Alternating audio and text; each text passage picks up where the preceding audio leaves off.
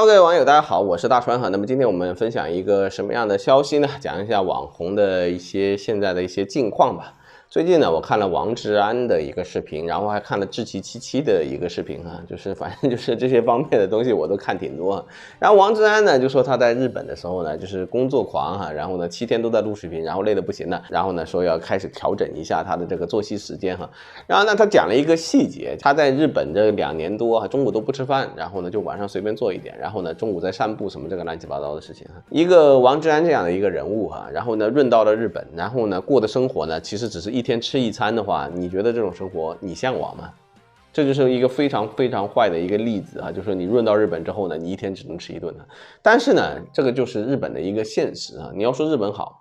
日本有些地方呢确实挺好，但是呢，就是吃的东西呢是挺贵的哈。你要看呢，就是我在日本生活那么多年，观察这些日本的这些工薪阶层呢，他们吃的呢特别的简单哈。有的时候呢，那些工薪阶层到这个便利店里面买一个叫做春雨汤，春雨是什么？就是那个粉丝，然后粉丝里面加了一些什么菜啊、蛋啊，然后肉啊，然后就吃那一碗，然后中午就打发过去了。然后我们觉得，哎呀，这个东西怎么吃得饱？所以呢，日本人呢，其实在吃上面呢，确实比较节省的。我之前看了一个传言哈，就是说中国、日本和韩国这3个地方年轻人有什么区别啊？一个就是中国人不休息，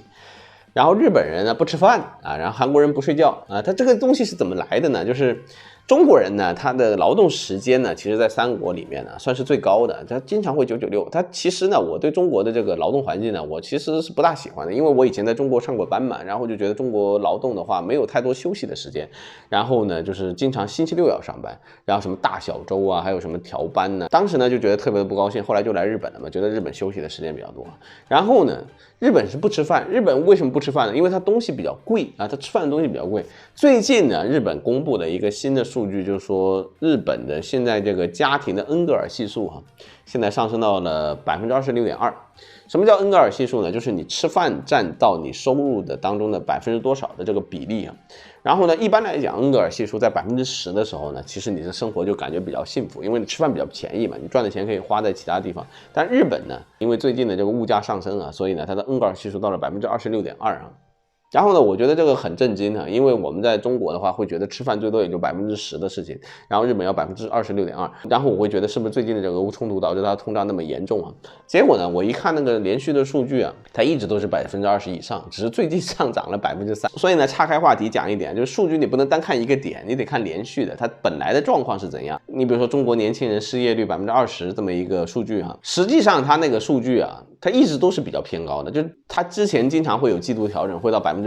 啊、18%、17%这样的，然后呢，在有些季度呢又会比较低哈。所以如果你是一直关注这个年轻人失业率这个数据的人呢，他不会觉得20%这个数据呢是很吓人的哈。但是呢，因为你从来不接触这个数据，所以呢，媒体一爆出来之后呢，你就觉得很吓人。炒股票的人呢，他不会讲股票，他不会被任何数据呢所搞得一惊一乍，搞得大惊小怪。只有不炒股票的人呢，天天会说，哎呀，美联储大放水，什么这个科技股暴跌3%，就只有这些不炒股票的人呢，他才会做这种新闻。所以呢，这个岔开话题把这个东西讲一下。所以呢，这个恩格尔系数这个东西呢，在日本呢一直属于居高不下，然后最近呢也到了一个最高的程度啊。所以日本人呢确实会不吃饭啊，然后呢他们的交际呢也会比较少，就真正是要升到科长部长以上之后吧，他的交际才有可能会多起来，更加不要说什么科长部长掏腰包请客吃饭，这个对他们来讲负担很大。所以呢，王志安到了日本呢，就学会了日本人不吃饭的这套本领哈。然后呢，韩国人是不睡觉，是为啥呢？韩国人就说他又不买房子，然后呢他也不是喜欢吃，他就是喜欢夜生活，然后晚上出去喝酒啊，什么唱卡拉 OK 啊、玩啊什么的这些，然后会搞到晚上很晚。所以呢，这3个社会都有这样一个特点哈。所以呢，我就感慨王志安到了日本之后，他吃的确实是不如国内了哈。你要说我现在呢，就是为了吃好一点吧，就经常会去中国物产店啊，就是我现在每周可能会去2次物产店，然后那个物产店可能都被我买空了，就我经常会买饺子啊、汤包啊，还有什么牛肉包啊，还有买了一点挂面。最近买的那挂面煮那挂面还挺好吃的哈，就是日本的那个叫做方便面啊。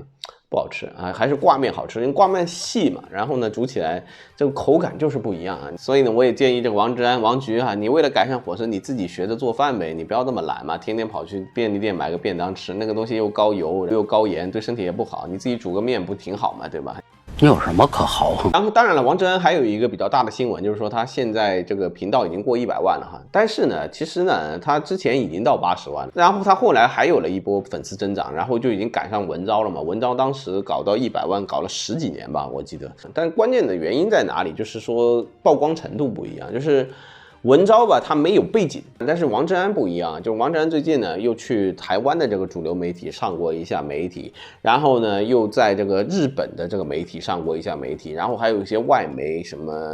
BBC 啊什么这些东西。如果你要冲流量，就是你要出圈，然后呢你要到100万这个级别呢，其实呢如果有主流媒体帮你转载一下的话呢，一下子你的粉丝量就上去了。因为王志安有一个背景嘛，他就说前中央电视台的调查记者，然后大家就觉得，哎呀，出了个叛徒啊！这中共你看你治理的不行了吧，出叛徒了吧？然后我们现在捧你这个叛徒，结果呢，这一系列曝光呢，就抬升了他频道的粉丝数啊。所以呢，我们今天就把这个事儿说一下啊。然后第3个事儿是什么呢？就是那个志祺七七啊，被那个王宏威给他爆料，就是说他接了这个民进党的标案，然后收了这个2700万的这个钱哈。然后呢，志祺七七就做了个视频，做了个澄清哈。但是呢，关键就在这里啊，就是说王宏威说的这个东西呢，大部分都是事实啊，就2700万。确实哈，他这么多年他就是收了2700万，然后每年大概是300到400万，然后他不能够反驳这个数据，然后呢，他反驳的是什么？说王宏威说这个2700万是他的主要收入，他说我其他地方赚钱更多，收了政府的标案，然后呢赚了这点钱，然后呢你还想说你没有这个政治倾向，这个东西呢民众很难接受，而且呢就是我们这些大陆的人啊，看他频道都很清楚，他就是那个亲绿那一派嘛。就我之前做的那个节目嘛，什么自由民主平等，实际上是封闭歧视外加独裁，这个东西放在台湾上面是最符合不过的。台湾所谓的自由平等就是封闭你的大陆，然后呢歧视你大陆人，这就是他们讲的自由平等。就他们的自由平等的内核呢是封闭和歧视啊。所以呢你不要看他们嘴上讲什么，你要看他们实际做了啥。所以任何讲的自由平等，然后说自己是民主社会的地方呢，大部分封闭程度都很高，然后大部分歧视情况也很严重，台湾就是典型。所以呢，这个志祺七七他只要是走这条路线的，他走这个自由平等路线的，然后呢天天说，哎呀大陆这个没有自由，大陆是封闭的，然后大陆有墙，然后我们这边可以骂领导人，反正讲这些东西的人啊，他都歧视大陆人啊，他基本上他的内心深处就是歧视，然后呢他自己都不相信自己讲的这个平等的这个鬼话哈，他所谓的平等是要跟那个白人爸爸平等，说我们以前是跪着的，我们现在半跪着，单膝跪地，然后呢，觉得自己就自己这个地位就高起来，这就要涉及到台湾的一个政治倾向的问题，就是